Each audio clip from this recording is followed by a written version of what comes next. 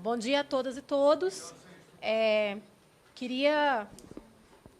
Obrigada. Queria começar saudando os vários companheiros de militância que eu estou vendo aqui no plenário, né, os que estavam na mesa anterior, que estão na mesa agora. A gente se encontra nas ruas e a gente se encontra em todos os espaços políticos. Que bom que a gente está se encontrando também aqui nesse momento. E agradecendo à deputada pelo convite, pela atividade de extrema importância que está sendo realizada. Eu tinha pensado uma fala, mas quando vem uma pergunta que coloca a questão de ditadura, que coloca a questão de censura, não tem como a gente não falar do que está acontecendo nesse país, de para onde está girando a política neste país. A gente vive num país hoje que tem uma política de extermínio, que a gente tem crianças que correm para poder ir para a escola fugindo de bala, que tem jovens sendo assassinados, que tem jovens sendo torturados dentro de supermercado, e que tem um processo de censura, de controle dentro das nossas instituições de ensino. Processo de ataque violento à educação pública e de controle às instituições de ensino. Então, a discussão de eleição e de posse dos reitores eleitos é parte de um conjunto de políticas que a gente está tendo de ataque à democracia nesse país, e isso tem que ficar muito claro. A gente já tinha muito receio do que viria a acontecer quando o presidente Jair Messias Bolsonaro é eleito. Obrigada. Porque eu sou professora. A gente já tinha muito receio quando o presidente Jair Messias Bolsonaro é eleito, e aí a gente, por vias democráticas, em um processo muito duvidoso e muito questionável, obviamente, elegeu um presidente que defende ditadura, que defende torturadores, né? E que está implementando a política que ele defende e arrisca. Bom, queria ressaltar aqui que é um problema muito concreto a questão da nomeação dos reitores e que a gente já tem uma série de casos emblemáticos e muito graves, né? Como foi citado na mesa anterior, o caso do Cefet Rio de Janeiro, e a gente tem, por exemplo, e aí eu acho que é importante diferenciar. Nos institutos federais, a gente tem uma legislação que fala claramente da necessidade de nomeação do reitor, da reitora eleita. A legislação assegura isso para nós como direito. Entretanto, esse direito, assegurado claramente pela legislação, está sendo descumprido, está sendo violado.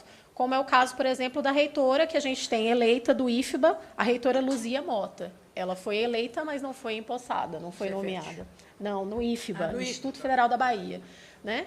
Então, que é uma situação que para a gente é extremamente preocupante. O Sinasef agora, a gente tem que fazer campanha para poder eleger, a gente tem que fazer campanha para poder tomar posse, a gente tem que fazer luta e mobilização para poder garantir um direito nosso.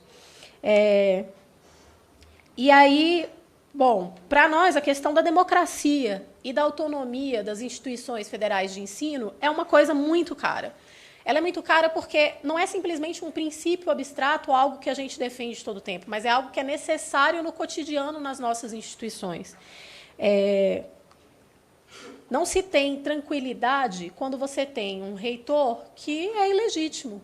Não se tem tranquilidade no cenário, não se tem estabilidade entre os trabalhadores. E olha que a gente já tem passado por uma série de ameaças de fim de estabilidade do funcionário público, uma série de mudanças por portarias, por decretos, em toda a legislação que regulamenta a nossa atividade profissional, e isso nos cria um ambiente muito temerário, de muita instabilidade. E, para além disso, fortalece uma política que, infelizmente, já vinha acontecendo, mas que, nesse cenário, se agrava muito, que é de assédio moral institucional. Então, como não esperar uma política assediosa, como não esperar um ambiente hostil para os trabalhadores, quando você vai ter uma pessoa que não é eleita democraticamente, um interventor, né, nos moldes da ditadura militar, dentro das nossas instituições. Então, fica muito claro para nós que somos militantes no movimento sindical que o governo tem adotado uma política de ataque não só às instituições, mas aos trabalhadores dessas instituições, a nós, trabalhadores dessas instituições, e é uma política de pede para sair. Enquanto ele não consegue ainda mexer na legislação para botar a gente para fora, ele cria uma série de mecanismos para que o ambiente fique hostil, se torne contrário ao servidor, se torne contrário ao trabalhador e o trabalhador peça para sair. E a gente está aqui para dar uma resposta, dizer que nós não vamos pedir para sair, nós vamos resistir. Acho bem importante ressaltar o fato da casa estar buscando os meios, né, como nessa audiência, de estar assegurando o cumprimento de legislações. Né? Acho que é bem importante, além do papel de legislar, atuar no cumprimento da legislação. Mas acho que é importante aqui também registrar que a gente precisa avançar na legislação. Então, a gente tem uma legislação hoje clara para os institutos federais, que ela tem que se estender de maneira mais clara para as universidades, né? Não da possibilidade de uma lista tríplice, mas da nomeação de quem tiver, de fato, a maioria dos votos. A gente precisa que essa legislação se estenda de maneira clara aos Cefetes, que também estão na base do Sinasef Nacional, Colégio Pedro II, ao INES, à Cines, aos institutos de cegos, institutos de surdo, que também passaram por um processo, inclusive a Cines, o INES, passou por um processo também de nomeação de interventor, né? E das escolas ligadas, vinculadas ao Ministério da Defesa, né? Que a gente conhece como colégios militares, que, diga-se de passagem, tem um modelo muito ruim, extremamente autoritário, não sequer passa pela cabeça dos colegas a possibilidade de eleger os seus gestores, e é o modelo que o governo Bolsonaro está tentando nacionalizar. Mas ele está tentando nacionalizar o modelo das escolas cívico-militares, o modelo das escolas militares da pior maneira possível, porque ele quer nacionalizar somente o modelo autoritário, a parte autoritária desse modelo. Né? Então, é uma concepção de educação, são escolas precarizadas, são escolas que não vão ter mais recursos, são escolas que não vão funcionar bem, mas com militares intervindo, com policiais, né, e com militares da reserva intervindo no processo educacional. E a gente precisa fazer uma legislação, uma política de legislação para poder reverter esses avanços dos espaços antidemocráticos na educação brasileira. Acho que é bem importante que a gente coloque isso. Um outro aspecto que eu queria pegar também, que tangencia o tema, já que a gente está falando não só de nomeação, mas de democracia nas nossas entidades, é que, por meio de decreto, o governo Bolsonaro extinguiu uma série de cargos, né? As funções de diretor, e as FZs e as DGs. E boa parte desses cargos também foram eleitos. E aí o governo, em simplesmente uma canetada, ao invés de nomear interventores, extingue os cargos. E, por consequência, vai vir também uma política de não nomeação. Bom, diante desse cenário, a gente tem visto duas possibilidades. Eu queria aproveitar para conversar com os gestores, que eu sei que eles acompanham e escutam quando a gente vem aqui na Câmara Legislativa. Eu queria fazer um diálogo bem fraterno. Tem duas possibilidades. Infelizmente, alguns setores têm buscado se aliar com o governo Bolsonaro. Políticas de alianças, inclusive, é um cenário tão instável, deputado, é tão complicada a situação que a gente vive, que quando a gente consegue nomear a pessoa que a gente elegeu, a gente tem medo, porque a gente fica em dúvida, né? Por que essa pessoa foi nomeada e o outro não? Olha que situação, né, complicada que a gente vive. E aí, infelizmente, tem setores que tentam se aliar com esse governo. E queria deixar bem claro que a nossa perspectiva do Sinasef Nacional, e avalio que das outras instituições com que a gente vem fazendo uma série de lutas em conjunto, né, ANDES, FASUBRA, UNE, UBS, FENET, a NPG, enfim, uma série de movimentos que têm atuado em conjunto com gente nas ruas,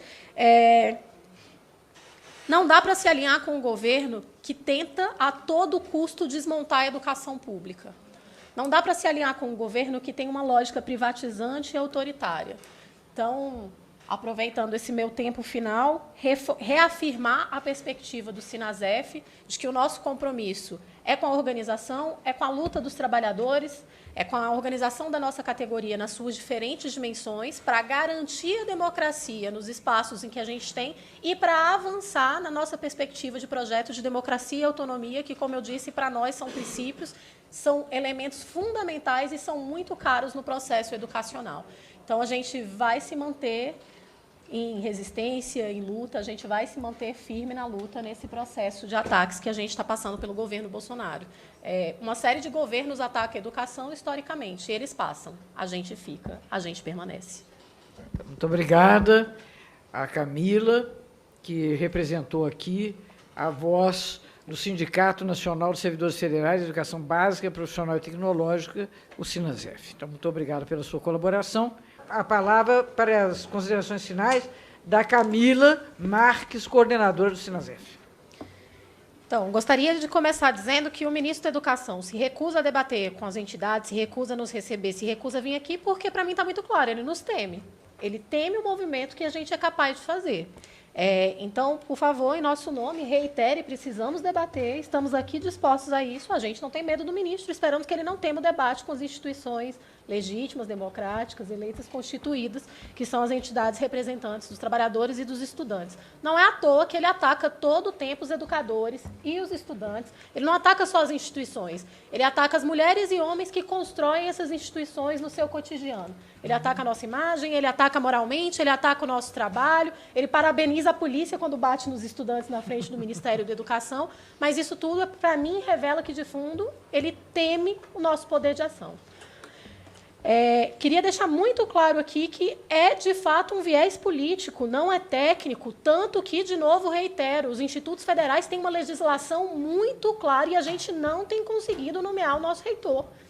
Não tem conseguido garantir a nomeação dos reitores. Então, não é uma questão técnica e legal, até porque, para o presidente, ele já tem deixado muito claro que, quando a legislação não convém, ele descumpre, ele passa por cima, que é algo inaceitável, de fato, entre as muitas coisas inaceitáveis que vem acontecendo nesse país. Isso faz parte de uma política de desmonte do governo das nossas instituições federais, das nossas instituições, um desmonte da educação pública, que já vinha sendo arquitetada anteriormente, por outros governos, governo Temer com a emenda constitucional 95, mas que esse governo retoma com muita força. E é preciso deixar muito claro que, quando a gente fala da questão da democracia, a democracia passa pela questão da nossa autonomia política e pela nossa autonomia pedagógica e pela autonomia financeira. Então, o governo vai lá e faz uma série de cortes, chama de contingenciamento, devolve parcialmente a verba e fala que está tudo resolvido, quando a gente sabe que as nossas instituições estão sendo precarizadas. Aí faz uma chantagem com as nossas instituições e fala, olha, para ter recurso tem que aderir ao Futurice, tem que fazer parceria com o setor privado, ainda tem que aceitar a reforma da Previdência, viu? Porque é uma verdadeira chantagem o que o governo está tentando estabelecer com a gente. E aí, no viés político, no viés acadêmico institucional, ele coloca tanto a perspectiva de projetos de escola sem partido e de uma série de restrições da autonomia docente, como coloca o não respeito às nossas decisões e a militarização da educação. A gente não tem sossego enquanto a escola de trás da minha, que divide muro com o Instituto Federal, vai ter 20 a 25 militares para poder coordenar os trabalhos dos professores, dos educadores, dos técnicos administrativos. Isso é inadmissível. Queria concluir dizendo que o presidente falou que os vermelhos iriam ou para a cadeia ou sair do país quando ele fosse eleito. As nossas bandeiras vermelhas estão na rua, vão se manter de pé, vão se manter na rua, os movimentos vão continuar atuantes até que a gente reverta essa política.